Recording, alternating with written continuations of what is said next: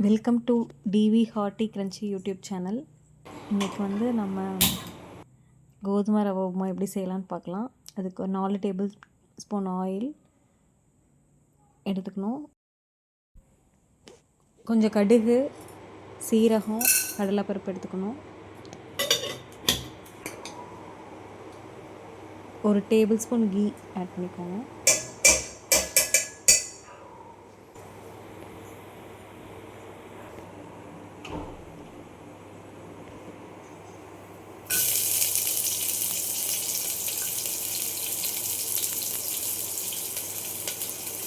ஒரு ஆனியன் போட்டு நல்லா வதக்கிட்டு அதுக்கப்புறம் கருவேப்பிலை கொஞ்சம் ஆட் பண்ணிக்கோங்க.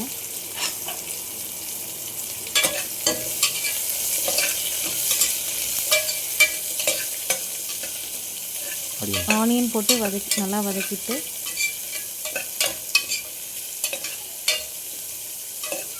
கொஞ்சம் கோல்டன் ப்ரௌன் வர வரைக்கும் நல்லா ஃப்ரை பண்ணிக்கோங்க. நல்லா வெங்காயம் வதங்கினதுக்கப்புறம்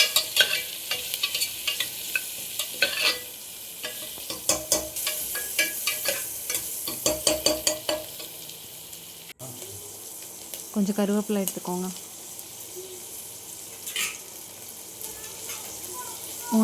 3 பச்சை மிளகாய்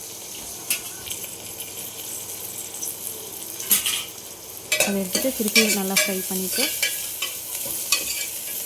அதுக்கப்புறம் நமக்கு தேவையான காய்கறிகள் எது வேணால் எடுத்துக்கலாம். நான் இன்றைக்கி வந்து ஒரு கேரட், 3 பீன்ஸ் எடுத்துருக்கேன்.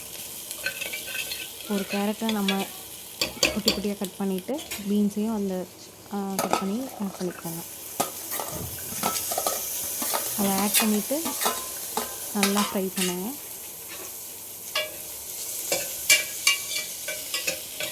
ஃப்ரை பண்ணதுக்கப்புறம் தேவையான உப்பு சேர்த்துக்கலாம்.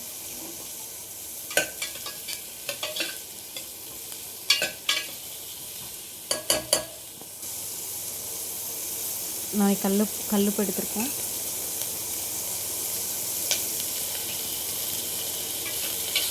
அதை எடுத்துட்டு இப்போது நான் 1 டம்ளர் கோதுமை ரவைக்கு 3 டம்ளர் தண்ணி ஊற்றலான்னு இருக்கேன். ஸோ நல்லா மிக்ஸ் பண்ணிவிட்டு 3 டம்ளர் தண்ணி, இந்த கிளாஸில் 3 டம்ளர் தண்ணி ஊற்றுறேன்.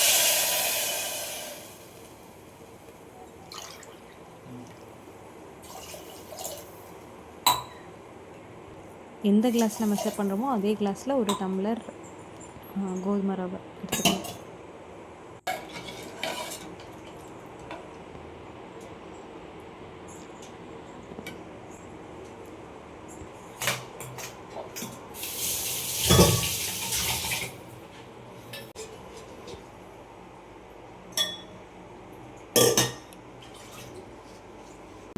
கொதிய ஆரம்பித்தோன்னே ரவையை கொட்டிகிட்டே நல்லா மிக்ஸ் பண்ணிவிட்டு குக்கரை மூடி வச்சிடலாம்.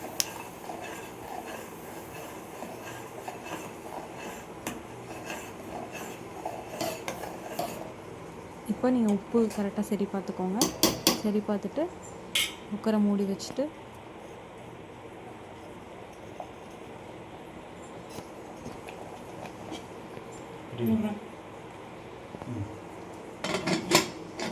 கொதிஞ்சோன்னே குக்கரை மூடி வச்சுட்டு 2 to 3 விசில்ஸ் விட்டுக்கலாம். 3 விசில் வந்தோடனே குக்கரை ஆஃப் பண்ணிவிட்டு எடுத்திங்கன்னா சுவையான வீட் rava ready. Share your friends. Thank you.